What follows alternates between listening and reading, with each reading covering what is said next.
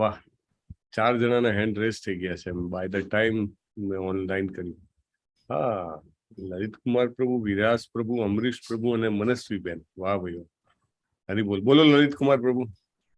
પ્રભુજી હરે કૃષ્ણ. અચ્યુત કહે છે, અચ્યુત દૃઢ નિશ્ચય વાળા, એટલે ભક્તના કામમાં ક્યારેય પાછા ન પડે, હંમેશા તૈયાર હોય. હંમેશા તૈયાર હોય. હરી બોલ.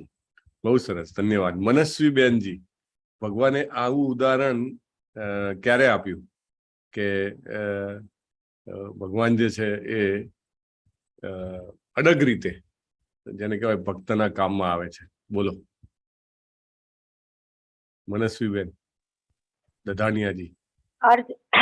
અર્જુન જયારે યુદ્ધ કરવાની ના પાડે છે, પોતાના સ્વજનોને હણવાની, આ જે મારા સ્વજનોને મારા ગુરુજનોને હણવાના, ત્યારે શાયદ કે છે. ઓકે, સરસ. એ વખતે પણ ભગવાન સરસ ગુરુ તરીકે ગાઈડન્સ આપે છે. વિલાસ વિસ્ફુતે પ્રભુ, બીજા ક્યારે ભગવાન અડગ રીતે, જેને કહેવાય ભક્તની મદદમાં તુરંત આવી જાય છે? હરે કૃષ્ણ. હરે કૃષ્ણ પ્રભુજી. જયારે દ્રૌપદી પોકારે છે ત્યારે તરત આવી જાય છે. ગોવિંદા ગોવિંદા હેને, ત્યારે આવી જાય છે. વાહ ભાઈ વાહ. પછી આપણે પેલું હજુ એક એક્ઝામ્પલ આપું કે ચાલશે આગળ? બોલો બોલો બોલો. આપણે ગજેન્દ્ર મોક્ષ વખતે ગજેન્દ્ર જયારે બોલાવે છે, મતલબ એ વખતે પણ આવી જાય છે તરત. ત્યારે પણ આવી જાય છે. વાહ, સરસ. હરે કૃષ્ણ. હરે કૃષ્ણ. હા, અમરીશ પ્રભુ, બીજો દાખલો આપો. અચ્યુત તરીકે ભગવાને પોતાનું નામ જે છે એ પ્રમાણે વર્ણન કર્યું હોય, વર્તન કર્યું હોય, એવી બીજું કયું ઉદાહરણ છે? એક તો પ્રભુજી દ્રૌપદી વાળું છે, કેમ કે મારા અત્યાર સુધી વોઇસ નતો આવતો, જસ્ટ હમણાં આવ્યો છે. અચ્છા, એટલે દ્રૌપદી વાળું તો છે જ. હા, દ્રૌપદીજી તો છે જ. એ સિવાયનું બીજું કોઈ ઉદાહરણ છે? એ સિવાય નરસિંહ મહેતા. હા, કોણ બોલ્યું? નરસિંહ મહેતા. હિરલ માતાજી. હરી. તો ક્યારે નરસિંહ મહેતાના જીવનમાં આવ્યા હતા? અને અચ્યુત તરીકે, જેમ કહેવાય ને કે ભગવાનના, જયારે કેદારો ગયો હતો ત્યારે. સાચી વાત છે. કુંવરબાઈ નું મામેરું ભરવા. એક દાખલો છે, કુંવરબાઈ નું મામેરું ભરવા. વાહ, સાચી વાત છે. અને ત્યારે પેલી ઊંડી લખી આપે છે, હેને? થોડી વખતે ત્યારે પણ એમના બાપાનું શ્રાદ્ધ કરે છે ત્યારે. વાહ, સરસ.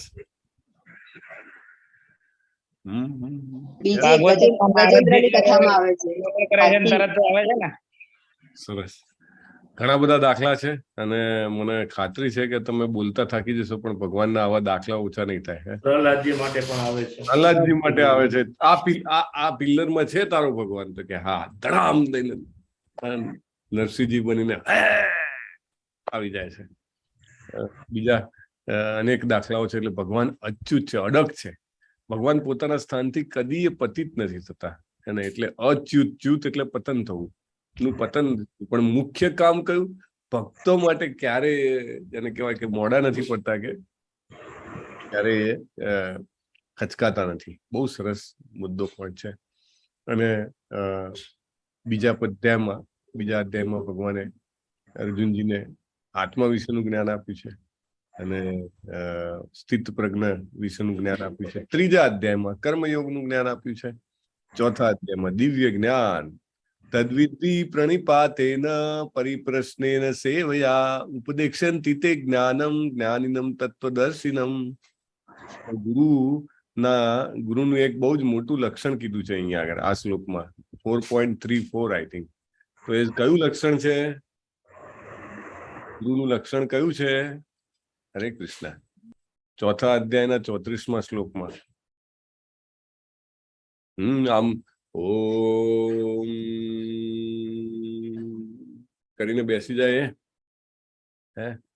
જે ઉપર હંમેશા સમાધિસ્થ રહે, કે હંમેશા મૌન ધારણ કરે. બોલો લલિત કુમાર પ્રભુ. ભગવાન પાસે લઈ જાય. હા, લઈ જાય. પણ કેવી રીતે? આ શ્લોકમાં કીધું છે કેવી રીતે? ઉપદેક્ષન્તિ તે જ્ઞાનમ, હે ને? ઉપદેશ આપે. બહુ જ મહત્વનું લક્ષણ છે. કારણ કે આજકાલના જમાનામાં બહુ બધા ખોટા ગુરુ થઈ ગયા છે. જેમ કે અમારા ગુરુ, તમારા કે ભગવાન કોણ છે? તો કે અમારા ગુરુ. અચ્છા, અને કે શું કરે? તો કે એ તો મૌન રાખે છે. એવું ના ચાલે, એને ઉપદેશ આપવો જોઈએ. તત્વ જ્ઞાન, એને બહુ સરસ. 5મો અધ્યાય કૃષ્ણ ભાવના યુક્ત કર્મ. 6ઠ્ઠા અધ્યાયમાં આપણે ધ્યાન યોગ વિશે જાણ્યું. 6ઠ્ઠા અધ્યાયના છેલ્લા શ્લોકમાં ભગવાને કીધું કે બધા યોગીઓમાં ભક્તિ યોગી મને સૌથી પ્રિય છે. યોગી નામ અપી સર્વેસામ મદ્ગતેરંતર આત્મના શ્રદ્ધાવાન ભજતે યોમામ સબે યુક્ત તમામતા. શ્રદ્ધાનું ખૂબ મહત્વ છે. આપણે શ્રદ્ધાના વિભાગો વાળો અધ્યાય જોયો હતો. તો શ્રદ્ધાનું મહત્વ જબરજસ્ત છે. આપણે મેઇન કલ્ટિવેટ આપણી જે શ્રદ્ધા છે એને કરવી જોઈએ, એનું ખેડાણ કરવું જોઈએ. ઓકે, અને દેન 7મા અધ્યાયમાં આપણે ભગવાનની 3 પ્રકારની શક્તિ જોઈ. કયા પ્રકારની શક્તિ, અને દરેક શક્તિનું એક ઉદાહરણ આપવાનું છે. હરે કૃષ્ણ.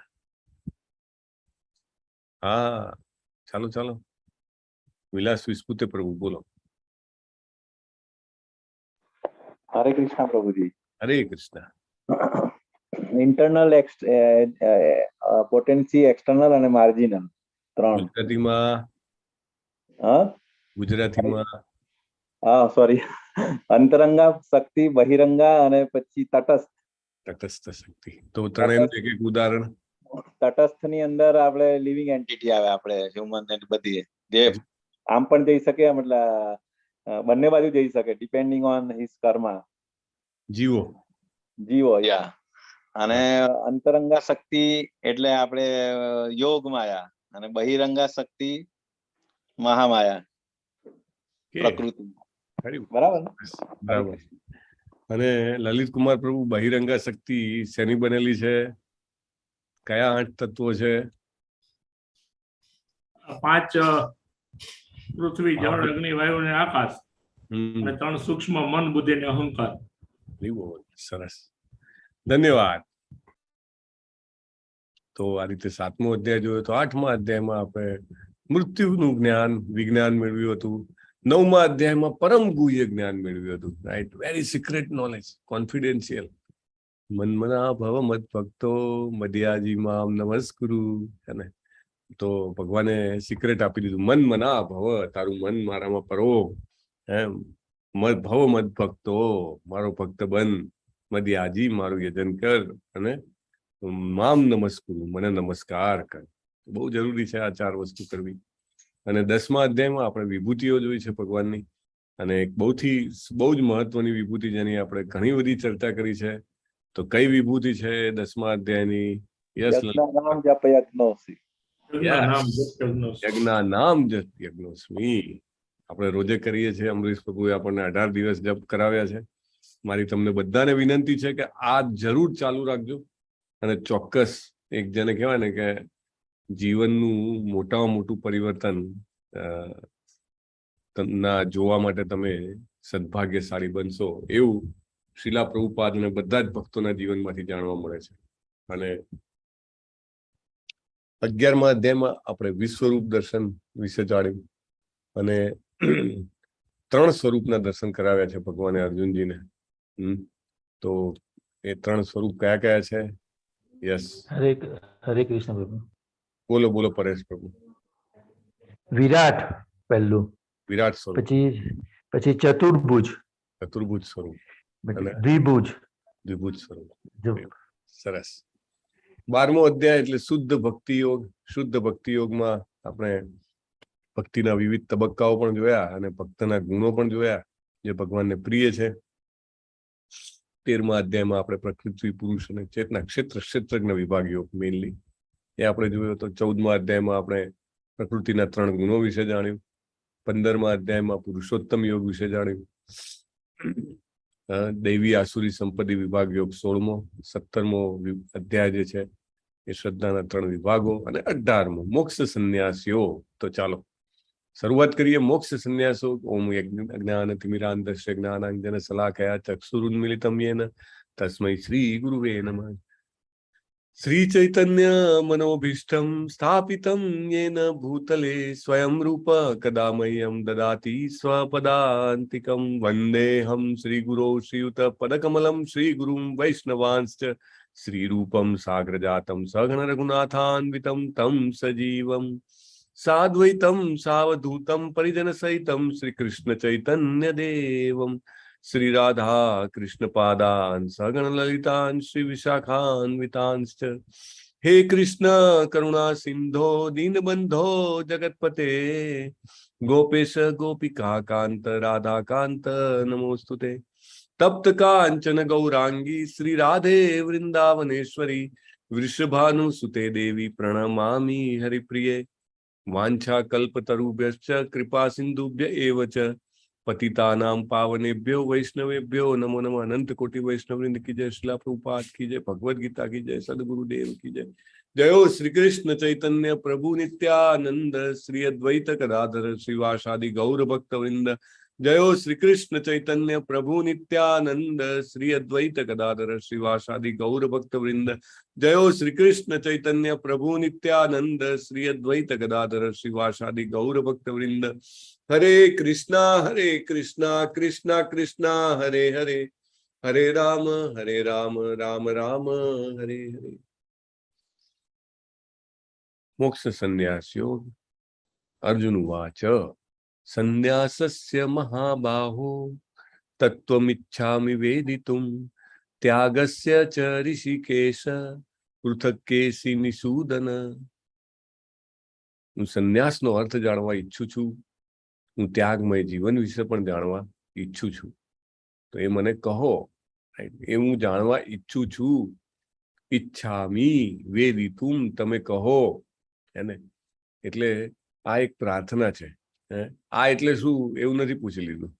પૂછ્યું છે મારી આ ઈચ્છા છે, તમે મને કહેશો. આમાં ભગવાનને અનેક નામોથી બોલાયેલા છે. કયા કયા નામ તમને દેખાય છે? હેન્ડ રેસ કરજો. આ શ્લોકમાં ઘણા બધા નામ છે ભગવાનના. યશોમતી માતાજી અનમ્યુટ કર્યું છે. યશોમતીજી બોલવું છે તમારે? કેશી નિષૂદન. હરી બોલ. ઋષિકેશ. કેશી નિષૂદન પ્રશ્ન છે કે જવાબ આપો છો? નહીં, જવાબ છે કે ભગવાને, હા, અર્જુને ભગવાનને કેશી નિષૂદન અને ઋષિકેશ તરીકે ના નામથી ઉદ્બોધન કર્યું છે. હરી બોલ. ધન્યવાદ. તમે બે નામ ઓળખી કાઢ્યા છે તરત. મનસ્વી બેનજી, ત્રીજું નામ દેખાય છે તમને આમાં? મહાબાહો અને અંતર્યામી. મહાબાહો. અદભુત, બહુ સરસ, ધન્યવાદ. તો પરેશકુમાર પ્રભુ, કેશી નિષૂદન એટલે શું? કેશી નામના દત્તનો સંહાર કરનાર, હા, જે આ ઘોડાના રૂપમાં આવેલો છે. કેશી નામનો દત્ત એકદમ વિશાળ હોય છે, એકદમ વિકરાળ હોય છે. વિકરાળ હોય છે. વન ઓફ ધ વેરી, સૌથી જેને કહેવાય ને કે વિકરાળ દૈત્યોમાંનો એક. બહુ સરસ, ધન્યવાદ. એટલે કેશી નિષૂદન, કેશીને શું કામ યાદ કરવામાં આવ્યા? એ દૈત્યને કેમ યાદ કરે છે? એનું શું કારણ છે? કેશીને માર્યો એવું કહીને શું કહેવા માંગે છે? કહું પ્રભુજી? બોલો બોલો પ્રભુ. જેમ કેસીને માર્યો એવી રીતે મારા સંશયને તમે મારી નાખો, મારા સંશયનો નાશ કરો. હા, જેવી રીતે કેસી બહુ વિકરાળ હતો ને, એવી રીતે એકચ્યુઅલી આધ્યાત્મિક વિકાસમાં સંશય જે છે ને એ મોટામાં મોટો શત્રુ છે આધ્યાત્મિક વિકાસમાં. જો આપણને ડાઉટ હોય કે ભગવાન છે કે નહીં, અથવા તો ભગવાન છે પણ મારો નંબર લાગશે કે નહીં, અથવા આ હરે કૃષ્ણ કરવાથી કંઈ થશે કે નહીં, અથવા આ ભગવદ ગીતા ભાગવતમ સાંભળવાથી કંઈ થશે કે નહીં. જો ડાઉટ જે છે ને એ દૈત્ય સમાન છે. તો અર્જુન જે કે છે મારો જે ડાઉટ છે, મારો જે સંશય જે છે એ દૈત્ય જેવો છે. તમે તો દૈત્ય જેવું મોટામાં મોટા કેસી જેવા દૈત્યનો સંહાર કર્યો, તો મારા સંશયનો પણ સંહાર કરો. Right, that is one.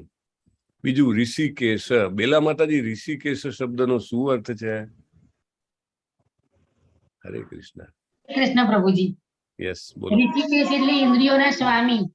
ઇન્દ્રિયોના સ્વામી. વાહ ભાઈ વાહ, અદભુત. ઇન્દ્રિયોના સ્વામી. અર્જુનની ઇન્દ્રિયો બધી એકદમ જેને કહેવાય કે કાંપી રહી હતી. તો ભગવાનને કહે છે તમે તો મારી ઇન્દ્રિયોના સ્વામી છો, બધાની ઇન્દ્રિયોના સ્વામી છો. મારી ઇન્દ્રિયોને કંટ્રોલ કરો. મહાબાહો, મહાબાહો કે છે એનો શું અર્થ છે? મહાબાહો શબ્દ જે છે એ ભગવાને અર્જુન માટે પણ ઉપયોગ કર્યો અને હવે અર્જુનજી ભગવાન માટે પણ ઉપયોગ કરે છે. હા, મહાબાહુ એટલે હરે કૃષ્ણ. એ કેમ કે છે? બોલો લલિત કુમાર પ્રભુ. બળવાન ભુજાઓ વાળા. હા, બળવાન ભુજાઓ વાળા એટલે તમે ખૂબ શક્તિશાળી છો. કેવા શક્તિશાળી છો? સંશયનો નાશ કરી શકો એવા શક્તિશાળી છો, હે ને? ચાલો જોઈએ આગળ. શ્રી ભગવાન ઉવાચ. શ્રી ભગવાન ઉવાચ કેમ કહેવામાં આવ્યું છે ભગવદ્ ગીતામાં? જસ્ટ એક સ્મોલ રિકેપ છે. શા માટે શ્રી ભગવાન ઉવાચ? દર્શના વડેદરાજી હરે કૃષ્ણ બોલશો. શા માટે કૃષ્ણજી બોલે છે ત્યારે એમ કે છે શ્રી ભગવાન ઉવાચ? 1 2 3 4 5 ગીતાબેન અથવા નિધિ શા માટે એવું કે છે શ્રી ભગવાન ઉવાચ? કેમ કે શ્રી કૃષ્ણ પૂર્ણ પુરુષોત્તમ છે એટલા માટે. હરી બોલ, વાહ, બહુ સરસ, ખૂબ ખૂબ ધન્યવાદ. શ્રી કૃષ્ણ પૂર્ણ પુરુષોત્તમ છે એટલે શ્રી ભગવાન ઉવાચ. કામ્યાનામ કર્મણામ ન્યાસમ સંન્યાસમ કવયો વિદુઃ સર્વકર્મ ફલ ત્યાગમ પ્રાહુસ્ત્યાગમ વિચક્ષણા. બધું કામકાજ છોડી દે એને વિદ્વાનો સંન્યાસ કે, બરાબર ને? બધું છોડીને, દાખલા તરીકે પરમ પૂજ્ય નામાનિષ્ઠા પ્રભુએ બધું છોડી દીધું હતું તો એમને સંન્યાસ લીધો. એ લગભગ ડઝનેક સંન્યાસીઓ છે આપણા શ્રી શ્રી રાધા ગોવિંદના મંદિર ઇસ્કોન મંગલુરુમાં. અને ઘણા બધા લોકો જે છે એ બધું નથી છોડી શકતા, તો કર્મ તો કરતા જ રહે. એટલે કે કમાવાની પ્રક્રિયા. એક માતાજી છે ત્યાં આગળ બેંગ્લોરમાં, નામ નહીં લઈ શકું, પણ પ્રભુ કહેતા હતા કે 2000 ને આઈ થિંક 4 કે એવી રીતે 4 કે 2002 હશે કદાચ, પ્રભુ મેંગ્લોરમાં આવ્યા અને મંદિર તો શરૂઆત કરી, પણ બહુ જ ટાઈટ સિચ્યુએશન. મંદિર ચલાવવું એટલે ઘણું બધું, ઘણા બધા લોકો, કારણ કે રોજે તમારે પ્રસાદ વિતરણ, ડેટી વર્શિપ અને ઘણા બધા ખર્ચાઓ હોય, તો બહુ જ જેને કહેવાય ને આર્થિક સંકળામાં. પણ એક માતાજી એવા હતા, એ દર્શન કરવા આવે અને એમના પતિદેવ પણ ગવર્મેન્ટની બહુ જ મોટી પોઝિશન ઉપર. તો એ કે એ નોકરી કરે, પણ એ જેવો 30 તારીખે પગાર આવે ને એટલે કે આખો પગાર લઈને કેશ આવે તો કે આખો મારે ટેબલ પર મૂકીને જતા રહે. કે કોઈ જે નહીં, એકદમ ડિટેચમેન્ટ, કન્ટિન્યુઅસ, સતત કેટલાય સમયથી, એમ કે જે કંઈ પણ કરું છું એ કૃષ્ણ માટે. એ માતાજી રોજે 64 માળા કરે છે, રાત્રે 2 વાગે ઉઠીને. અને એમના માતાજી જે છે 108 માળા કરે છે રોજ, કેટલા વર્ષોથી 108 હરે કૃષ્ણ મહામંત્ર રેગ્યુલરલી. Can you imagine? એટલે એનીવે ઇમ્પોર્ટન્ટ પોઈન્ટ શું છે કે ઘણા બધા લોકો ફળનો ત્યાગ કરીને જીવે છે. ઓકે, મારાથી કર્મનો ત્યાગ નહીં થાય, કર્મના ફળનો ત્યાગ થાય છે, રાઈટ? તો આ રીતે 2 ભેદ છે સંન્યાસ અને ત્યાગ વચ્ચે. આગળ જોઈએ. યજ્ઞદાન તપ કર્મ ન ત્યાજ્યમ કાર્યમેવ તત યજ્ઞોદાનમ તપશ્ચૈવ પાવનાની મનીષિણામ. બધાનો ત્યાગ કરો, પણ મોટા મોટા મહાનુભાવોનો પણ જે શુદ્ધ કરે છે, એમને પણ પાવન કરે છે, એવા 3 કાર્ય છે: યજ્ઞ, દાન અને તપ. એને છોડવા જોઈએ નહીં. તો યજ્ઞ કયો કરવાનો છે? હરે કૃષ્ણ કૃષ્ણ કૃષ્ણ હરે હરે, હરે રામ રામ રામ હરે હરે. એનો કદી ત્યાગ કરવાનો નથી. કોઈ પણ પરિસ્થિતિમાં તમે હો, તમે આ યજ્ઞ કરી શકો છો, અને આ યજ્ઞ કરવાનો છે. દાન, સમયનું દાન. તમારી પાસે જે કંઈ પણ સમય છે, ક્લાસ ચાલતો હોય, તમે સાંભળવા આવી શકો, સેવા આપવા આવી શકો, ટીચિંગ કરવા આવી શકો. અલગ અલગ રીતે તમે એ સમયનું દાન કરો. તમારી પાસે જે શક્તિ હોય, શક્તિનું દાન કરો. ધન હોય, ધનનું દાન કરો. તો આ રીતે દાન કરતા રહેવું જોઈએ કૃષ્ણની સેવામાં. તપ તો એકાદશીનું વ્રત કરીએ આપણે, એને એક તપ કહી શકાય. અને શરીર, મન અને વાણીના તપની જે ચર્ચા થઈ હતી, તો આનો ક્યારેય ત્યાગ ન કરવો જોઈએ, કારણ કે એનાથી આપણી શુદ્ધિ થાય છે. ત્યાગના ઘણા બધા પ્રકાર છે, ભગવાન કહે છે. કોઈ પણ પ્રકારની આસક્તિ કે ફળની આશા રાખ્યા વગર જે કર્તવ્ય સમજીને કરવા જોઈએ. અને આજ મારો અંતિમ મત છે. ભગવાન એવું કહે છે, નિર્દિષ્ટ કર્તવ્યોને જો કોઈ માણસ ત્યજી દે, કોઈના પણ ભાગે આવેલા કર્મો હોય અને મોહવશ ત્યજી દે, કોઈના ઉપર મોહ હોય ને ત્યજી દે. દાખલા તરીકે અજામિલનો દાખલો છે. અજામિલને પોતાના માતા પિતાની જવાબદારી હતી, પત્નીની જવાબદારી હતી, પણ એક ગણિકાના મોહના કારણે એ પોતાના કર્તવ્યોને ત્યજી દે છે. તો એવા ત્યાગને તામસી ત્યાગ કહેવાય. પછી નિયત કર્મોને કષ્ટપ્રદ સમજી, અરે આમાં તો બહુ મહેનત છે, જવા દો ને. અથવા શારીરિક ક્લેશના ભયથી જે ત્યજી દે છે તેને રજોગુણમાં ત્યાગ કર્યો કહેવાય છે. ને આમ કરવાથી ત્યાગનું ઉચ્ચ ફળ કદાપી મળતું નથી. જ્યારે નિયત કર્મને કર્તવ્ય સમજીને કરે અને સમસ્ત ભૌતિક સંગ તથા ફળની આસક્તિનો સર્વથા ત્યાગ કરે, ત્યારે તેનો ત્યાગ સાત્વિક ત્યાગ કહેવાય છે. એટલે આપણે જે આપણા કર્મ કરીએ છીએ એ કરતા પણ આપણે સાત્વિક ત્યાગ કરી શકીએ છીએ. કારણ કે જે કંઈ કર્મ છે એ કર્મને ભગવાને આપેલું, શ્રી કૃષ્ણજીએ આપેલું કામ છે એમ સમજીને કરવાનું છે. એક સિનિયર ભક્તને મેં પૂછ્યું હતું, એ બહુ જ કૃષ્ણ કોન્શિયસનેસમાં આગળ છે, ઘણા સમયથી એ ભારતની બહાર વસે છે. તો એમને પૂછ્યું, તમે કેવી રીતે કરો છો? એટલે કે રોજે સવારે ઓફિસ જવું એટલે સૌથી પહેલા પ્રાર્થના કરું, નમો વિષ્ણુ પાદાય થી ચાલુ કરીને શ્રી કૃષ્ણ ચૈતન્ય પ્રભુ નિત્યાનંદ અને હરે કૃષ્ણ. પછી ભગવાનને કહું કે આજના દિવસમાં જે કંઈ પણ હું કામ કરું છું એ બધું તમારા ચરણ કમળોમાં જેને કહેવાય ને કે અર્પણ કરું છું, એવું સ્વીકારજો તમે. અને પાછા નીકળતી વખતે ઓફિસમાંથી ફરીથી એ જ પ્રાર્થના, નમો વિષ્ણુ પાદાય, પછી શ્રી કૃષ્ણ ચૈતન્ય અને હરે કૃષ્ણ. અને પછી કે આજે જે કંઈ પણ કર્યું ભગવાન, જે રીતે આવડ્યું, જેવી રીતે મતી હતી એવી રીતે કર્યું, એ તમારા ચરણે અર્પણ કરું છું. રાઈટ? તો કર્તવ્ય સમજીને કે તમે જે આપ્યું છે એ મેં કર્યું છે. બીજું ભૌતિક સંઘ. ભૌતિક સંઘ એટલે શું? તો ભૌતિક સંઘ એટલે કે એમાં ઘણા બધા લોકો કામ કરતા હોય તો એમનો સૂક્ષ્મ અહંકાર હોય. અહીંયા મારી આ પોઝિશન છે, અહીંયા આગળ 4 લોકો મને સાહેબ કહે છે, મને પૂછે છે, મારું નામ છે, હું અહીંયા આગળ મોટો વેપારી છું, વોટ એવર XYZ. અહીંયા આગળ લોકો મારી નામના છે, અને અથવા તો મને અલગ મલકની વાતો કરવા મળે છે, બેસીને રાજકીય પોલિટિક્સના કે બીજા કોઈ પણ ટોલ ટપ્પા કરવા મળે છે. આવો ભૌતિક સંઘ જે છે એના માટે કોઈ કરતું હોય, અથવા તો છેલ્લું છે કે પૈસા કે કોઈ પણ ફળની આસક્તિ માટે કરતું હોય, તેનો ત્યાગ કરે છે. અને એમ જ કર્તવ્ય સમજીને કર્યા કરે કે ભાઈ આ ભગવાને આપેલું કામ છે એટલે કરું છું, તો એને જ સાત્વિક ત્યાગ કહેવાય. ભગવાન કહે છે કે દેહધારી માટે સર્વ કર્મનો ત્યાગ કરવો અશક્ય છે. કોઈ પણ વ્યક્તિ, ભગવાન કે માણસ સૂઈ જાય તો પણ એનું કંઈક ને કંઈક કામ ચાલુ હોય છે, અને કર્મ તો ચાલુ જ હોય છે. ઊંઘવાનું પણ એક કર્મ છે. તો કર્મ તો ત્યાગી શકાશે જ નહીં, અર્જુનને કહે છે. પણ કર્મના ફળનો જે ત્યાગ કરે એ વાસ્તવમાં ત્યાગી છે. એટલે આ બહુ મહત્વની વાત છે કે આપણે જે કંઈ પણ આપણી પાસે આવે એને આપણે ભગવાનની સેવામાં લગાવીએ તો એનો સાચો ત્યાગ કહી શકાય. હે મહાબાહુ અર્જુન, વેદાંત અનુસાર સર્વ કર્મોની સિદ્ધિ માટે 5 કારણ હોય છે.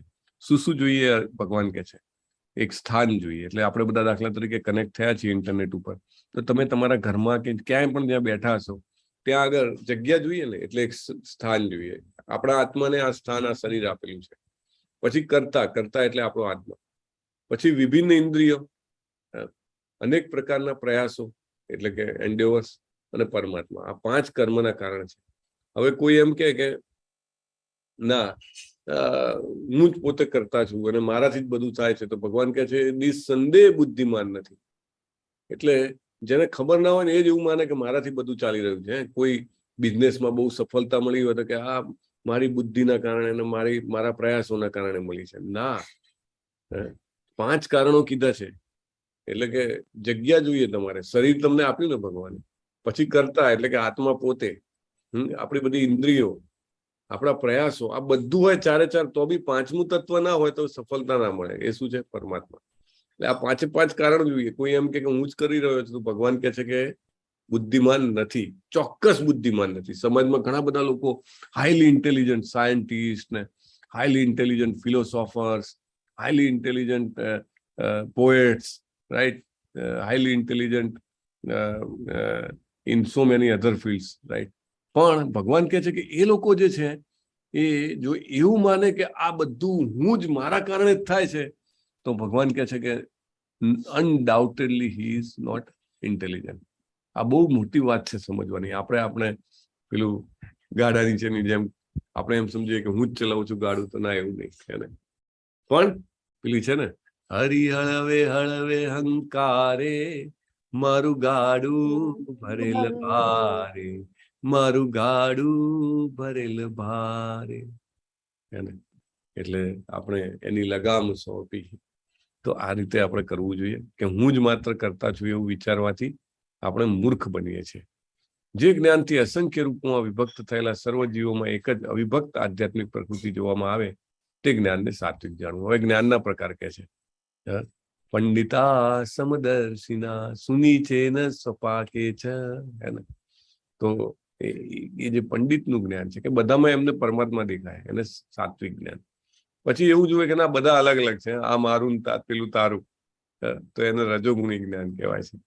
અને અતિ તુચ્છ એવા કોઈ પણ પ્રકારના કાર્ય નહીં. એટલે ઘણા બધા લોકો છે પોતાનું જીવન, આખું જીવન કાઢી નાખે. શેના માટે કાઢી નાખે? તો કે કંઈક નાની શોધ માટે, હે ને? તો અને એવી શોધ કે જેનો કંઈ ફાયદો મનુષ્યોને ભવિષ્યમાં ના થવાનો હોય, અથવા તો એવા કાર્યો કરે કે ખાલી પોતાની નામના બનાવવા માટે, એવા કાર્યો કરે કે ધન કમાવા માટે, આખું જીવન.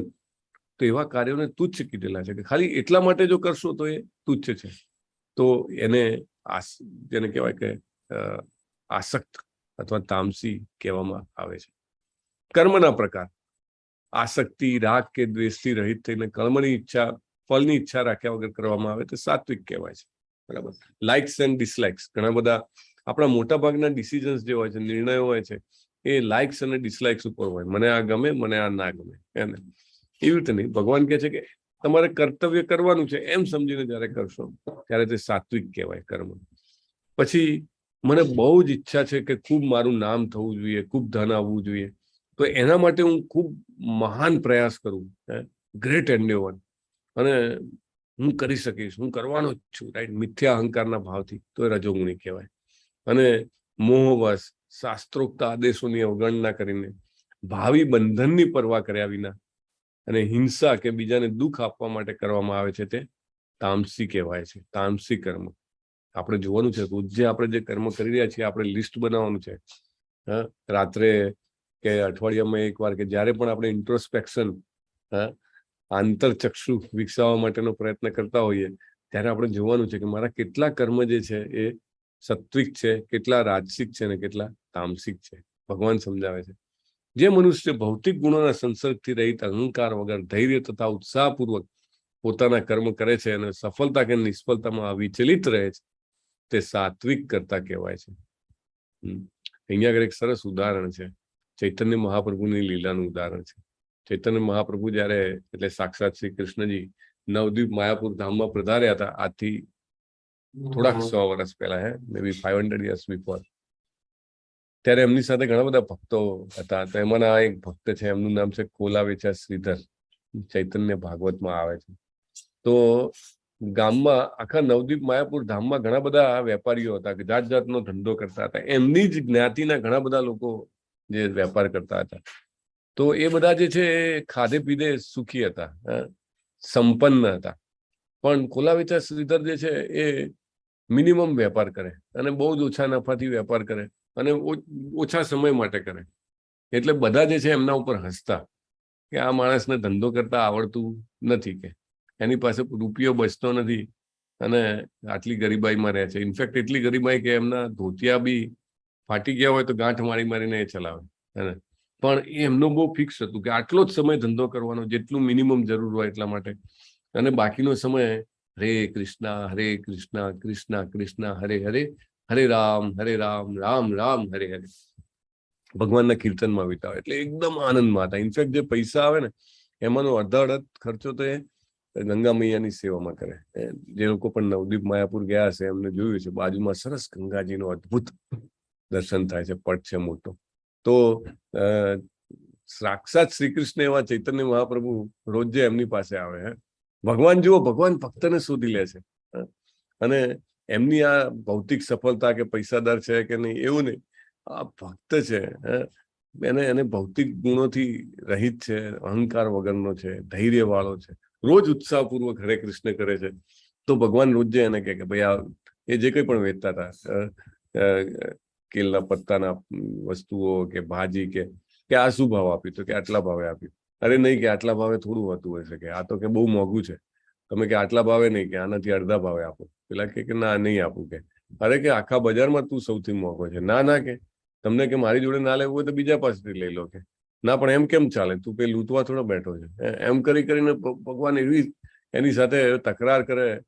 પછી બહુ ટાઈમ પછી એક વખત ભગવાને મહાપ્રકાશ કર્યો. એટલે જયારે ઘણા બધા ભક્તોને દર્શન આપ્યા ત્યારે કોલાવેચા શ્રીધરને પણ બોલાવે છે. કોલાવેચા શ્રીધર પ્રણામ કરે છે કે ભગવાન કહે છે કે હું તારી પર બહુ ખુશ છું, કે તારામાં બિલકુલ ભૌતિક ગુણોનો સંસર્ગ નથી, અહંકાર નથી, ધૈર્ય છે, ઉત્સાહપૂર્વક ભક્તિ કરે છે. તો તું એમ કે મને કે તારે શું જોઈએ છે, હું તને ત્રણેય ભુવનનું રાજ્ય આપી દઉં. કે કોલાવેચા શ્રીધર હાથ જોડીને ના પાડે છે. ભગવાન મને જો આપવું હોય તો કે પેલો જે બ્રાહ્મણ બાળક છે રોજે આવીને મારી જોડે જે તકરાર કરે છે, ભાવતાલ કરે છે, તમારો એ આશીર્વાદ મારી ઉપર ચાલુ રાખો. ભક્તને જયારે બધું આપવા તૈયાર હોય છે ભગવાન, ત્યારે પણ ભક્ત જે છે એ શું માગે છે, માત્ર ભક્તિમય સેવા માગે છે. એની ઇમેજ કેટલો રસ હશે એમને એમાં. પ્રહલાદ મહારાજને પણ પૂછે છે તો પ્રહલાદ મહારાજ કે હું તમારી જોડે બિઝનેસ કરવા માટે નથી આવ્યો. નરસિંહજીને કહે છે નો, મારે તમારી સાથે વેપાર નથી કરવો. નરસિંહજી કે ના, માગ જ માગ. ના ભગવાન.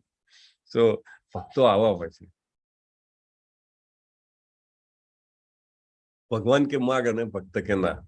ધ્રુવ મહારાજને ભગવાન બોલી નથી શકતા. ભગવાન એમને શંખ અડાડે છે, બોલાવે છે, અને પછી માગો કે હવે કાંઈ નથી જોઈતું. ભગવાન કે ના, તું જે ઈચ્છા સાથે મારી પાસે આવ્યો તો એ ઈચ્છા તો હું પૂરી કરીશ જ, ભલે તારે હવે તને એમ થતું એ નથી માગવું.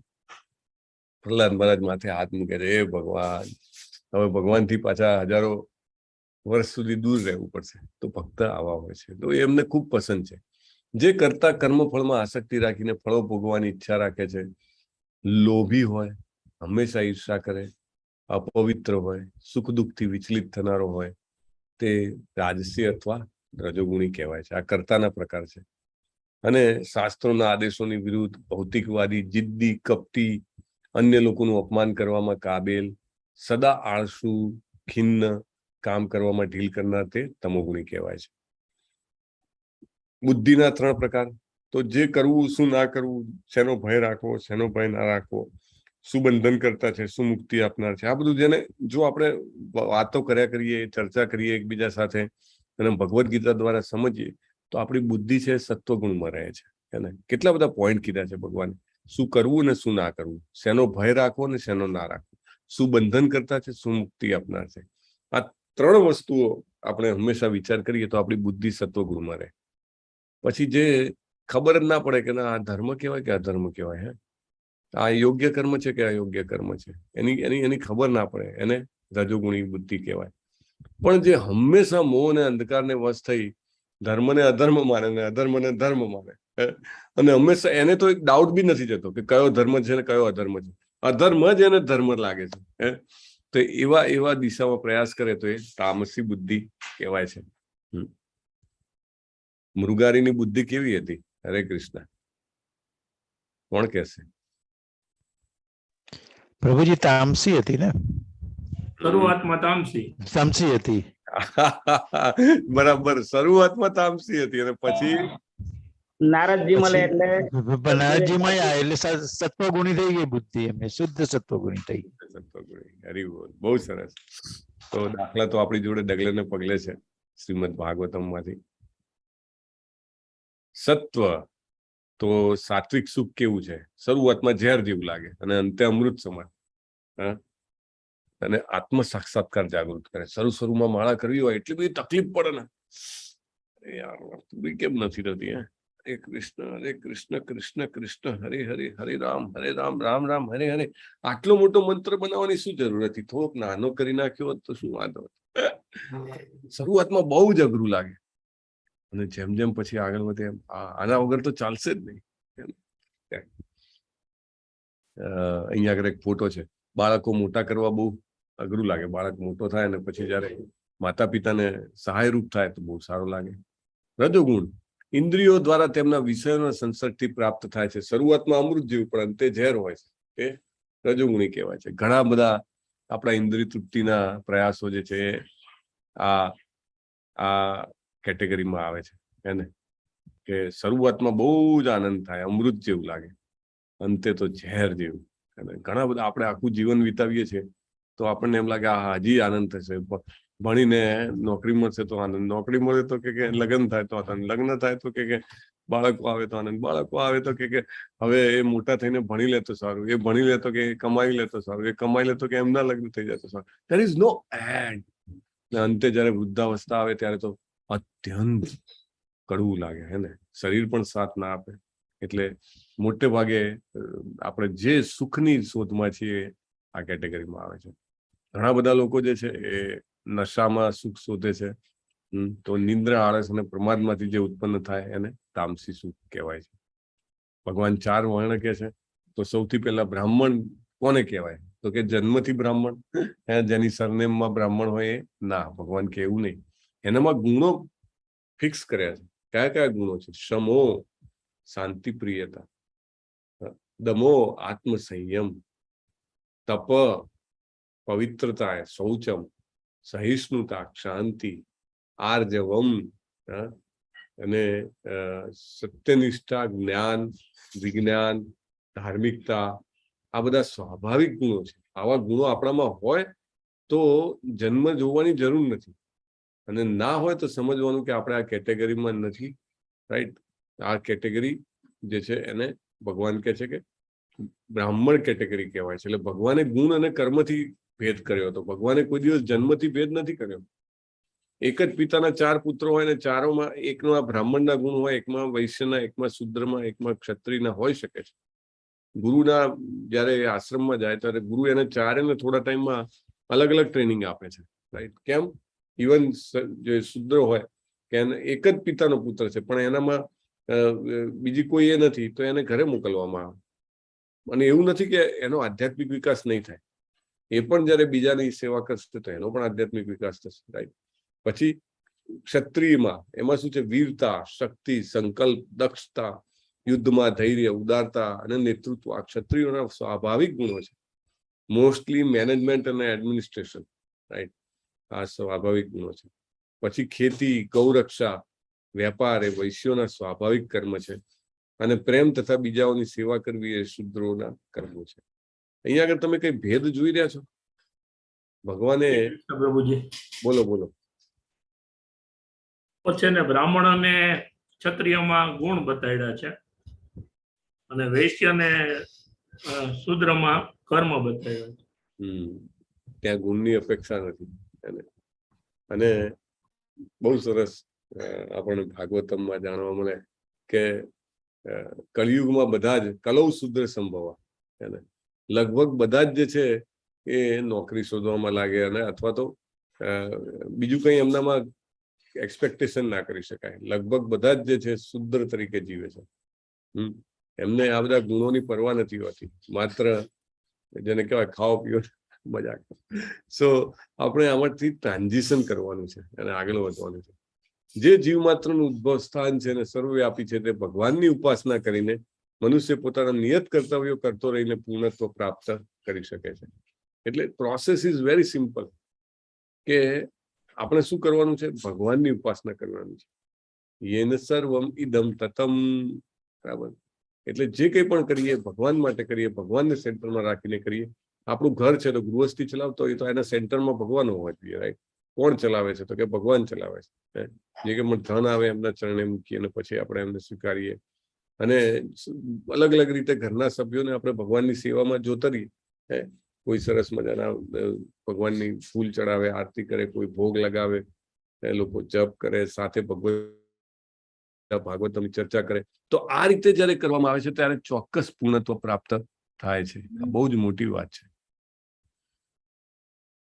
અન્ય કોઈના સ્વધર્મરૂપ કર્મને સ્વીકારીને સારી રીતે કરવા કરતા પોતાના નિયત સ્વધર્મરૂપ કર્મને કરતા રહેવું વધારે સારું છે. શ્રેયાન સ્વધર્મો વિગુણ પરધર્માસ્તનુષ્ઠિતા.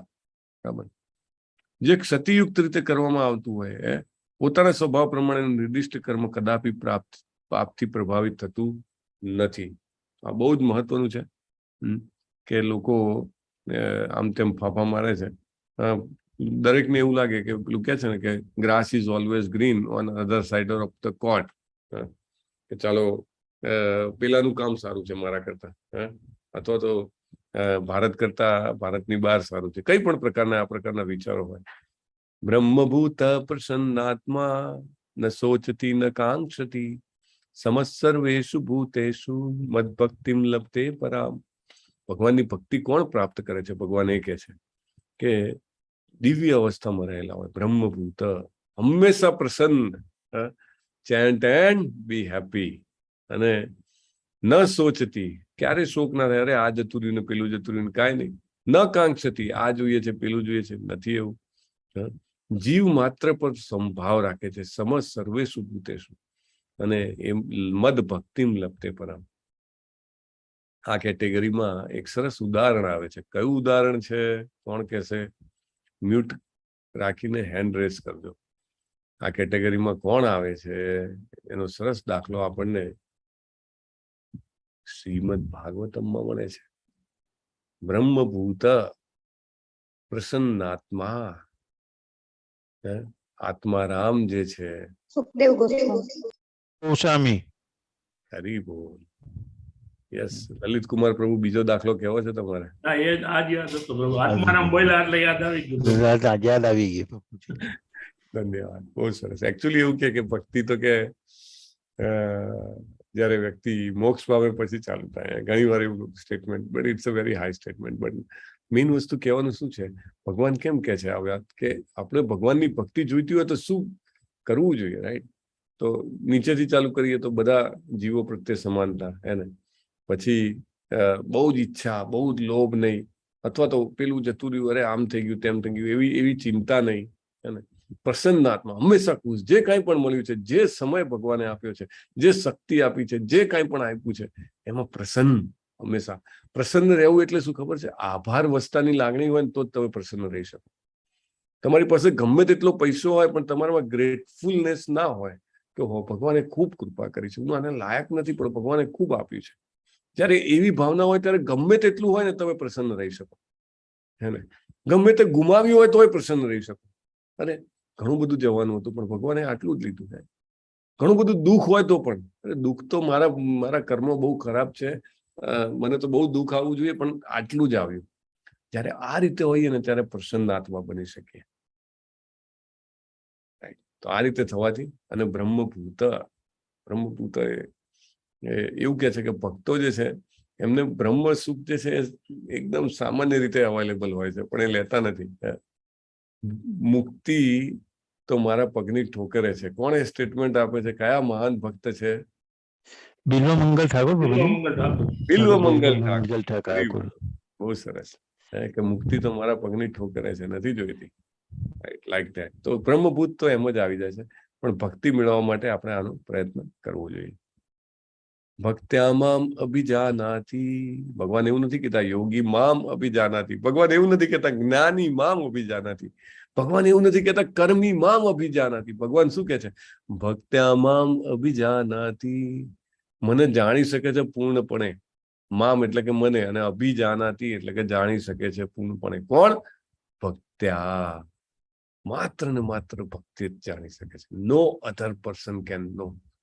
બહુ જ મોટી વાત છે, રાઈટ? ભગવાને એકદમ છેલ્લા અધ્યાયમાં, જેને કહેવાય ને કે આખું ગીતાનો નિચોડ ભેગો કરી દીધો. ભગવાનને જાણવા હોય તો યોગ, જ્ઞાન, કર્મ, ધ્યાન જે કંઈ પણ છે એ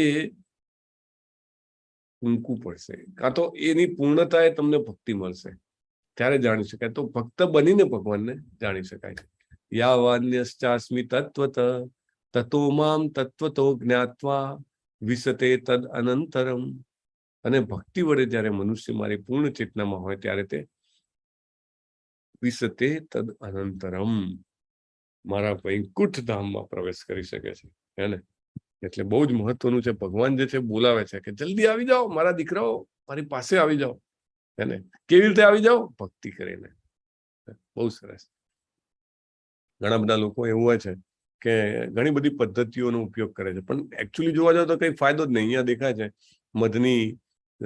મધની શીશી હોય અને એનું ઢાંકણું બંધ હોય ને બહારથી એને ગમે તેટલું મધમાખી લીક કરે પણ એને એનો સ્વાદ ના આવે. તો ભક્તિ સિવાય બીજું કાંઈ પણ કરે તો પોસિબલ નથી. ભગવાન કહે છે મારા ધામમાં આવી જાય. તો ભગવાન જેવી રીતે લાઈક મોટું એન્ટરટેનમેન્ટ પાર્ક હોય ત્યાં તમારે અંદર જવું હોય તો ટિકિટ માગે ને, એવી રીતે ભગવાનનું શ્રી કૃષ્ણજીનું જે ધામ છે એમાં પ્રવેશ કરવા માટે ભક્તિની ટિકિટની જરૂર છે. ભક્તિની શરૂઆત શેનાથી થાય છે? હરે કૃષ્ણ કૃષ્ણ કૃષ્ણ હરે હરે, હરે રામ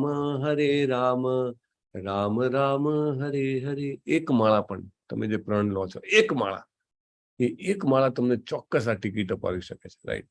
સ્લોલી ભગવાન તમને ગાઈડ કરશે કે હવે આમ કરવું જોઈએ, આમ કરવું જોઈએ, હવે વધારો, હવે આમ કરો, તેમ કરો.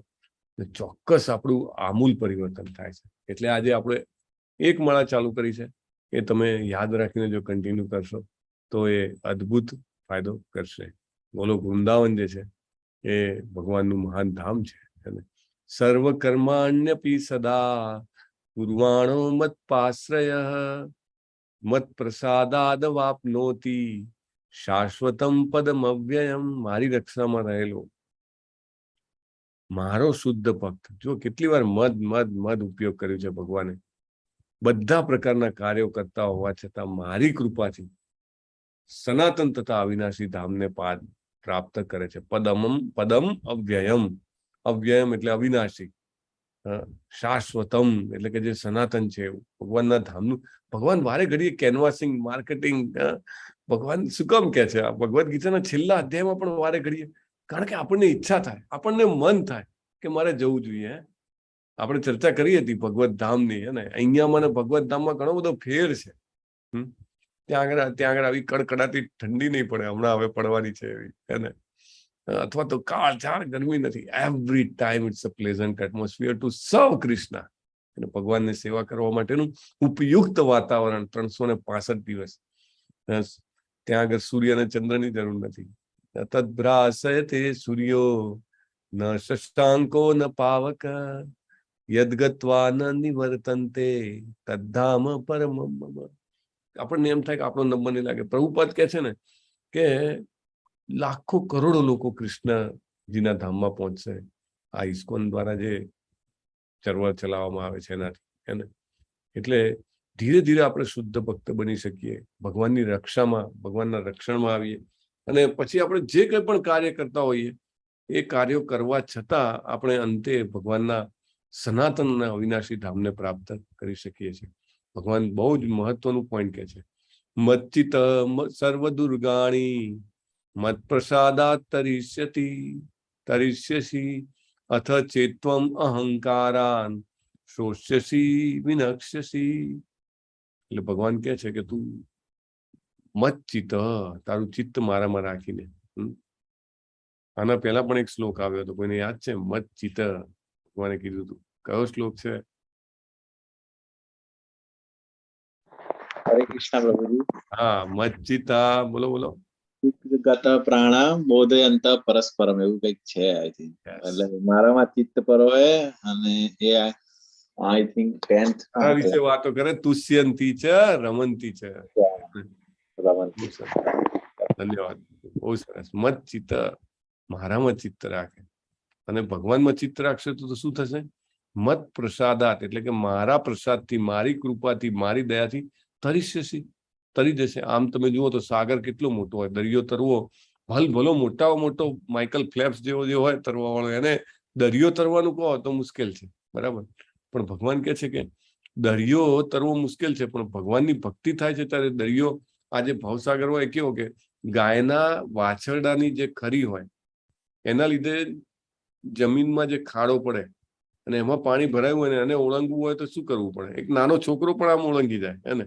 એટલું સરળ થઈ જાય છે આ ભવસાગરને પાર કરવું કે જ્યારે આપણે મત ચિત્ત, ભગવાનને ચિત્ત રાખીને ભગવાનનો મત પ્રસાદાત, ભગવાનની કૃપા થાય ત્યારે આ સાગરને આપણે આવી રીતે તરી જઈએ છીએ. અને ભગવાન કહે છે કે જો આ તું નહીં સાંભળે તો તું નષ્ટ થઈ જઈશ. નષ્ટ થઈ જવું એટલે પતન થઈને જે આ મનુષ્ય શરીરમાંથી બીજી અનેક યોનિઓ છે એ યોનિઓમાં જતા રહે. આપણને ખબર નથી, આપણે માનતા નથી કે આવું થાય. એને ઘણા બધી 84 લાખ યોનિઓમાંથી ગમે તે યોનિમાં આપણે જઈ શકીએ છીએ. ઈશ્વર સર્વભૂતાનામ હૃદ્દેશે અર્જુન તિષ્ઠતિ ભ્રામયાન સર્વભૂતાની યંત્રારૂઢાની માયયા. ઈશ્વર ભગવાન જે છે એ શું કરે છે? સર્વભૂતાનામ દરેક જીવના, આપણે મનુષ્ય છીએ તો આપણના હૃદયમાં પણ છે. હૃદ્દેશે અર્જુન તિષ્ઠતિ.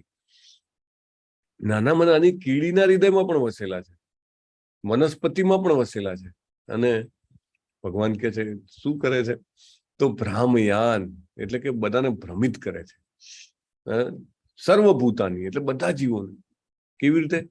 કે યંત્ર પર આરૂઢ થયેલા. એટલે આપણે જેવી રીતે માયા આપણને ભ્રમણ કરાવે છે, અથવા તો કોઈ પણ વ્હીકલ હોય, કોઈ પણ વ્હીકલ હોય, વ્હીકલ ચલાવવા વાળો અંદર હોય ને, ભલે દેખાતો ના હોય, રાઈટ, તો એનો ચલાવવા વાળો તો હોય ને. એવી રીતે એક યંત્રને એનો ચલાવવા વાળો, એક મશીનને એનો ચલાવવા વાળો જેવી રીતે ચલાવે, એમ પ્રભુ એક સરસ દાખલો આપે કે એક નાનો છોકરો હોય, સાવ નાનો, ટીવીની આગળ બેઠો હોય, એને એમ થાય કે ચેનલ એની જાતે જ ફરે છે, પણ પાછળ એના પપ્પા બેસીને રિમોટથી ચેનલ ફેરવી રહ્યા હોય, રાઈટ. તો આપણને માયા જે છે આ રીતે ફેરવે છે. આ ચિત્ર ક્યારે જોયું હતું? કોઈને યાદ આવે છે? બે પક્ષીઓ છે, એક ડાળ પર બેઠા છે, એક ફળ ખાય છે અને બીજું પક્ષી પહેલા પક્ષીને જોઈ રહ્યું છે. હેન્ડ રેઝ કરવાનો છે. ઓકે, બહુ જ સરસ દાખલો છે અને અનેક જગ્યાએ આવેલો છે. પ્રભુપાદે ભગવદ્ ગીતામાં આપેલો છે. યંત્રારૂઢાની માયયા, એને બંધ બેસે એવો આ દાખલો છે. અમરીશ પ્રભુ બોલો. 8મા અધ્યાય વખતે પ્રભુજી જોયો હતો આપણે. અને શું છે આમાં? એની અંદર ઉપદ્રષ્ટા અનુમંતા તરીકે પરમાત્મા આપણી જોડે છે એ રીતે હતો એનો ભાવાર્થ. દરેકના હૃદયની અંદર જીવની સાથે પરમાત્મા પોતે છે અને ઉપદ્રષ્ટા અનુમંતા છે. આપણા બધા એટલે જે કઈ ક્રિયાકર્મ છે એને ખાલી જોવે છે અને અનુમતિ આપે છે. વાહ, બહુ સરસ, ધન્યવાદ. ખાલી અધ્યાયનો નંબર જે છે એ મારે કરેક્ટ કરવો છે. વિલાસ પ્રભુ અથવા પરેશ કુમાર પ્રભુ, જેમને પણ બોલવું હોય. હરે કૃષ્ણ પ્રભુજી. હરે કૃષ્ણ. 13મા અધ્યાયમાં ક્ષેત્રજ્ઞામાં પણ હતું, આઈ થિંક ધીસ વન. હા, એમાં ઉપદ્રષ્ટા અનુમંતા છે, જે અમરીશ પ્રભુએ કીધું એમ અને વિલાસ પ્રભુએ કીધું એમ. 13મા અધ્યાયમાં આપણે આ ચિત્ર જોયું હતું. એટલે ભગવાન કે છે આપણે યંત્ર કેવી રીતે છીએ? તો આપણે આ સંસારના ફળો ખાવામાં વ્યસ્ત છીએ અને ભગવાન જે છે પરમાત્મા રૂપે જોયા કરે છે. હૃદ્દેશે અર્જુન તિષ્ઠતિ, આપણા હૃદયમાં વસેલા છે. આપણા હૃદયમાં છે જ પરમાત્મા સ્વરૂપે. અને જયારે આપણે કૃષ્ણજીને મેળવવાનો પ્રયત્ન કરીએ છીએ તો ગુરુના હૃદયમાંથી ભગવાન જે છે એ શિષ્યના હૃદયમાં ડાઉનલોડ થાય છે. અને એટલે ડાઉનલોડની સ્પીડ જે છે આપણા ઇન્ટરનેટની સ્પીડ જેટલી હોય. એટલે આપણે નક્કી કરવાનું છે કે આપણે કેટલી સ્પીડ રાખવી છે અને કેટલું, જેને કહેવાય ડેડિકેટેડ ડાઉનલોડિંગ. એક સાથે 3-4 ડાઉનલોડિંગ કરો તો ડિફિકલ્ટ પડે ને. એટલે એકાગ્રતાથી હરે કૃષ્ણ જપવાથી આપણે કરી શકીએ છીએ. તમેવ શરણમ ગચ્છ સર્વભાવેન ભારત તત્પ્રસાદાત પરામ શાંતિમ સ્થાનમ પ્રાપ્યસી શાશ્વતમ. ભગવાન કે છે એમના શરણમાં જા, એમની કૃપાથી પરમ શાંતિ અને સર્વોપરી સનાતન ધામ પ્રાપ્ત કરીશ. અહીંયા આગળ રાજા પ્રતાપરુદ્ર છે, જે જગન્નાથપુરીના રથયાત્રા પહેલા પોતે ઝાડુ વાળતા હતા. આજે પણ આ પરંપરા જે છે એ ચાલી રહી છે અને દરેક રથયાત્રા જે ગામે ગામ, શહેરે શહેર શ્રીલા પ્રભુપાદે ચાલુ કરાઈ છે, એની પહેલા ઝાડુ વાળવામાં જે શહેરનો કે ગામનો મુખ્ય વ્યક્તિ આવે છે અને પ્રતિકાત્મક રૂપે ઝાડુ વાળે છે. પણ આજે રાજા હતા તો પોતે જ એવા વિનમ્ર હતા, શરણે ગયેલા હતા, એને બહુ જ મહાન વ્યક્તિ હતા. તો એનાથી આપણે પરમ શાંતિ, તત્પ્રસાદામ પરામ શાંતિ, પરામ શાંતિ, ધ બેસ્ટ, એવી શાંતિ પ્રાપ્ત થાય છે. આપણે શાંતિની ફોર્મ્યુલા જોઈ હતી, યાદ છે કોઈને? ક્યારે આવી હતી શાંતિની ફોર્મ્યુલા? હરે કૃષ્ણ. બોલો લલિત કુમાર પ્રભુ. 5મા અધ્યાયમાં છેલ્લો શ્લોક 29મો. હા, ઉકારમ યજ્ઞ તપસામ, બાકી તો નહીં આવડે શ્લોક. ભોક્તારમ યજ્ઞ તપસામ, વાહ ભાઈ વાહ, સર્વલોક મહેશ્વરમ, બોલો બોલો, સુરીદમ સર્વભૂતાનામ જ્ઞાત્વા મામ શાંતિ મૃચ્છતિ. હે ને? તો આ રીતે ભગવાન ગેરંટી આપે છે. શું ચિંતા કરે છે? ફરીથી 5મા અધ્યાયમાં પણ આપ્યું, 29માં અહીંયા પણ કહે છે, મત હું મારી કૃપાથી તને આપીશ અને સ્થાનમ પ્રાપ્યસી શાશ્વતમ. આગળના શ્લોકમાં કીધું હતું કે અવ્યયમ શાશ્વતમ, અહીંયા આગળ પણ કીધું છે અવ્યયમ, અને એવું ધામ જે છે ભગવાનનું ધામ પ્રલયમાં પણ નાશ નથી પામતું, ત્યાં આગળ જવા મળે છે. ઇતિ તે જ્ઞાનમાખ્યાતમ ગુહ્યાદ ગુહ્યતરમ મયા વિમુચ્છૈત દશેષેણ યથેચ્છસી તથા કુરુ.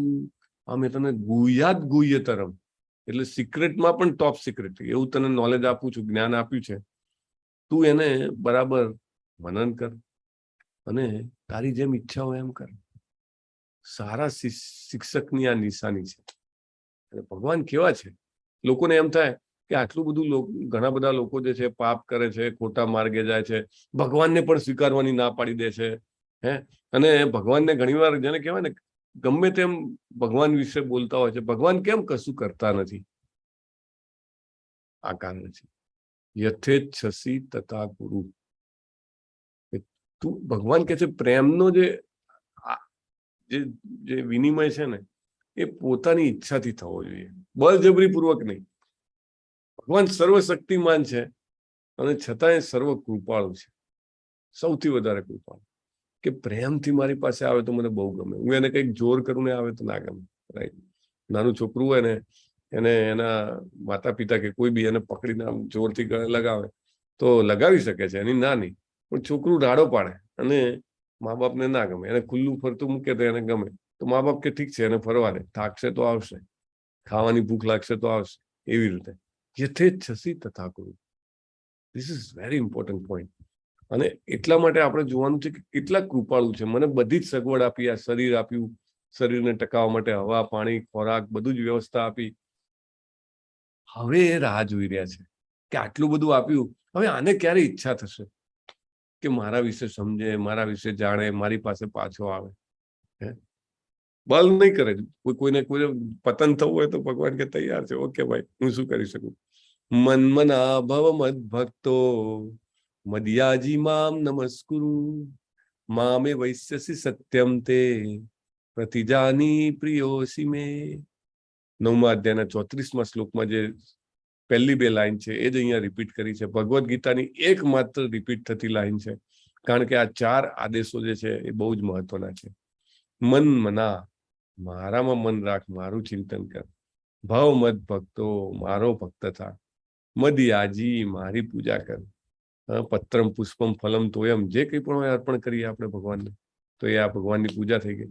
મામ નમસ્કુરુ, પ્રણામ કરવાના ભગવાનને. સાષ્ટાંગ દંડવત પ્રણામ કરી શકાય, માતાજીઓ પંચાંગ પ્રણામ કરી શકે. અને આપણે ચૈતન્ય મહાપ્રભુએ શીખવાડ્યું એમ 2 હાથ ઊંચા કરીને શરણાગતિના નમસ્કાર કરી શકીએ. તો ભગવાન કહે છે તું નિઃશકપણે મારી પાસે આવીશ, હું તને આનું વચન આપું છું. કેમ વચન આપે છે? પ્રિયોસી મે, તું મારો વાલો મિત્ર છે. ભગવાન વારે વારે અર્જુનજીને કેટલું પ્રોત્સાહન આપે છે. આ ભગવાનના ગુણ છે. ભગવાન આપણને ખૂબ ચાહે છે અને વારે ઘડીએ કોઈ ને કોઈ રીતે આપણને જણાવવા માંગે છે કે હું ચાહું છું, હું ચાહું છું, હું ચાહું છું. એને પણ આપણે એને રેસિપ્રોકેટ કરવાની જરૂર છે. અર્જુનજી અને ભગવાનના ભક્તો વિશે જ્યારે આપણને અહોભાવ જાગશે ત્યારે આપણે ભગવાનનો આપણે પણ સમજી શકીશું. તો ભગવાનની પૂજા કેવી રીતે થાય?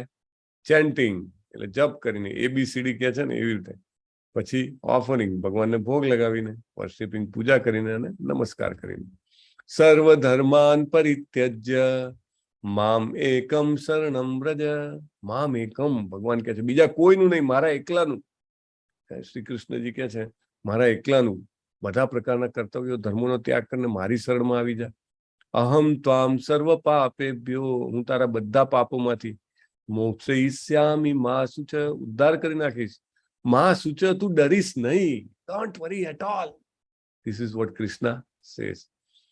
ય ઇદમ પરમમ ગુહ્યમ મદભક્તે સ્વવિધાસ્યતિ ભક્તિ મયી પરામ કૃત્વા મામે વૈશ્યત્ય સંશય.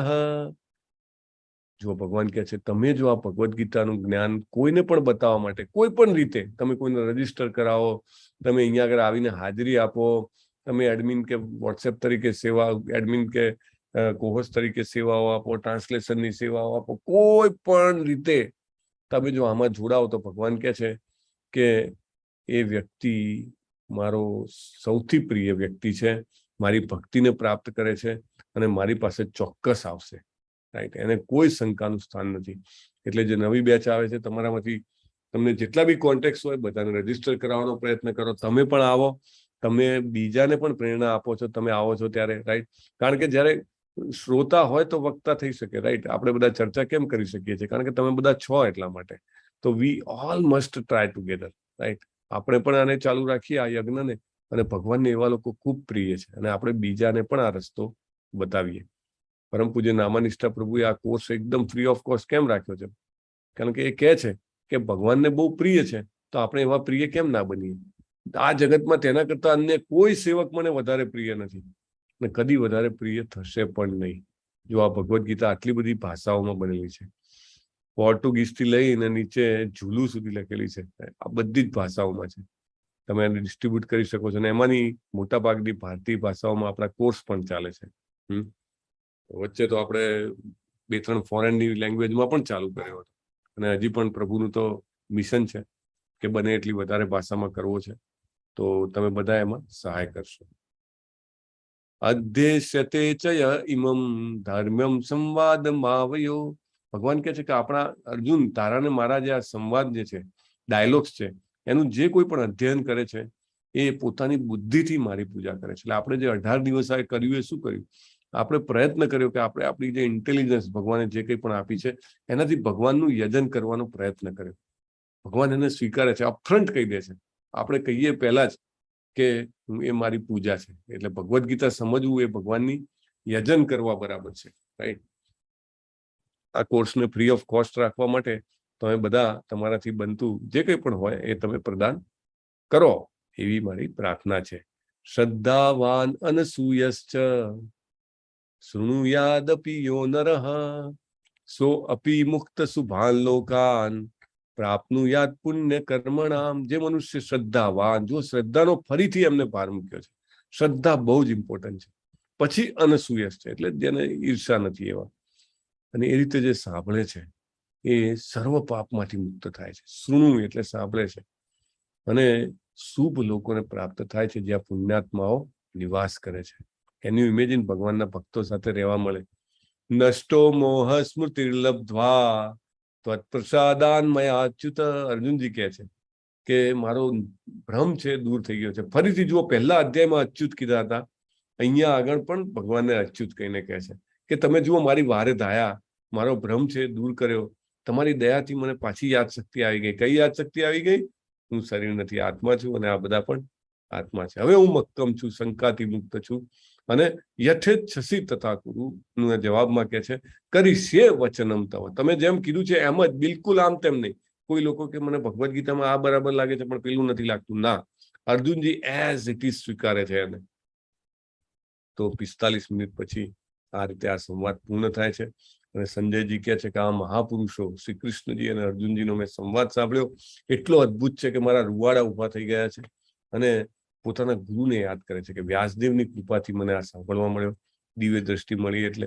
અને જ્યારે જ્યારે પણ એને હું વિચારું છું ત્યારે અદ્ભુત અને પવિત્ર સંવાદનું વારંવાર સ્મરણ થાય છે અને પ્રતિ ક્ષણે હર્ષ વિભોર થઈ જાઉં છું. આ ભગવદ્ ગીતાની કેરેક્ટરિસ્ટિક છે. આ જ ભગવદ્ ગીતા બીજી એક વ્યક્તિએ આવી રીતે યાદ કરીને બહુ જ ખરાબ પરિસ્થિતિમાંથી આનંદ પ્રાપ્ત કર્યો હતો. કોણ છે? કોણ કહેશે? બહુ જ વિકટ પરિસ્થિતિમાં ભગવદ્ ગીતાને યાદ કરીને, એમના શબ્દોને યાદ કરીને પોતે સાંત્વના મેળવી હતી. કોઈને ખ્યાલ છે? આરતી નહીં ગાતી માતાજી. બોલો બોલો. હરે કૃષ્ણ પ્રભુજી. યુધિષ્ઠિર મહારાજ જયારે એમને કૃષ્ણ ભગવાનની ખબર પડે છે કે ગોલોકધામ પાછા જાય છે, એ સમાચાર સાંભળીને એમને ગીતા યાદ કરી. યુધિષ્ઠિર મહારાજ નહીં, અર્જુન હા યસ બરાબર. અર્જુનજીને જયારે દુઃખ થાય છે ત્યારે પાછા યાદ કરે છે, પાછા કુરુક્ષેત્રમાં જતા રહે છે. આહા, ભગવાને શું સરસ શબ્દો બોલ્યા છે ને, વાહ. તો આ જે છે એ વસ્તુ છે ભગવદ્ ગીતાનું આ તત્વ છે. જયારે જયારે આપણે દિલથી હૃદયપૂર્વક ભગવદ્ ગીતાના શબ્દો ને આત્મસાત કરવાનો પ્રયત્ન માત્ર કરીએ છીએ ને, ચોક્કસ આપણને હર્ષ વિભોર થઈ જવાય, આનંદ થઈ જાય છે. અર્જુનજીએ ફરીથી આને ટેસ્ટ કર્યું હતું એને, ત્યારે ભગવાન આ જગતમાંથી સદેહમાંથી પ્રયાણ કરી ગયા ત્યારે અર્જુનજી ધૃતરાષ્ટ્રજી પણ યાદ કરે છે ને પ્રભુજી. ધૃતરાષ્ટ્રજી એકચ્યુઅલી તો એમનો કેસ થોડો અલગ છે. એમને વનમાં લઈ જાય છે વિદુરજી, અને ત્યાં આગળ દાવાનળમાં પછી એ દેહ છોડે છે, પણ એમનો પણ મુક્તિ મળે છે. એમને પણ સાંભળવાની એમને કંઈક તો ફાયદો થાય છે, કારણ કે છેક સુધી મોહ છૂટતો નથી, પણ છેલ્લે જયારે એમના ભાઈ આવીને એમને લઈ જાય છે, હા, ત્યારે એ જાય છે. યસ. યત્ર યોગેશ્વરઃ કૃષ્ણો યત્ર પાર્થો ધનુર્ધરઃ તત્ર શ્રીર્વિજયો ભૂતિર ધ્રુવાનીતિર્મમી મતિ મમ. હવે સંજયજી આપણા બધાને કહે છે, જો આપણે આપણા ઘરમાં, આપણા હૃદયમાં આપણી સાથે યોગેશ્વર શ્રી કૃષ્ણને રાખશું, અને ધનુર્ધર અર્જુન એટલે કે ભગવાનના ભક્તો, એમને રાખશું, તો ચોક્કસ ઐશ્વર્ય, વિજય, અસાધારણ શક્તિ, એવી શક્તિ કે જે સાધારણ નથી, અને નીતિ પણ ચોક્કસ આપણી સાથે રહેશે. એટલે આપણે આપણા જીવનમાં શ્રી કૃષ્ણજી અને એમના ભક્તો, એમને જરૂર રાખવા જોઈએ, આપણા હૃદયમાં રાખવા જોઈએ. એમને ખૂબ ઊંચું સન્માન આપણા હૃદયમાં હોવું જોઈએ એમના પ્રત્યે. અને તો ચોક્કસ આ બધું તો બહુ જ એની ચોક્કસ વાતો છે. તો આપણે જીવનમાં સાથે હશું તો અર્જુનજી જેમ જીતી ગયા છે, એમ શ્રી કૃષ્ણજીને સાથે રાખવાથી આપણે પણ જીતી શકીશું. ચાલો, તો આપણે ભગવદ્ ગીતાના મહત્વના સંદેશો, આપણે આત્મા છીએ, શરીર નથી. ભગવાન શ્રી કૃષ્ણજી છે અને પૂર્ણ પુરુષોત્તમ પરમેશ્વર છે, અને આપણે જે કંઈ પણ પરફેક્શન મેળવવું છે એ ભક્તિમય સેવાઓથી મેળવી શકાશે. So with that we complete today. વાંછા કલ્પતરુભ્યશ્ચ કૃપા સિંધુભ્ય એવ ચ પતિતાનામ પાવનેભ્યો વૈષ્ણવેભ્યો નમો નમઃ. અનંત કોટી વૈષ્ણવ વૃંદ કી જય. શ્રીલા પ્રભુપાદ કી જય. ભગવદ ગીતા કી જય. સદગુરુદેવ કી જય. હરે કૃષ્ણ હરે કૃષ્ણ હરે હરે રામ રામ રામ હરે હરે.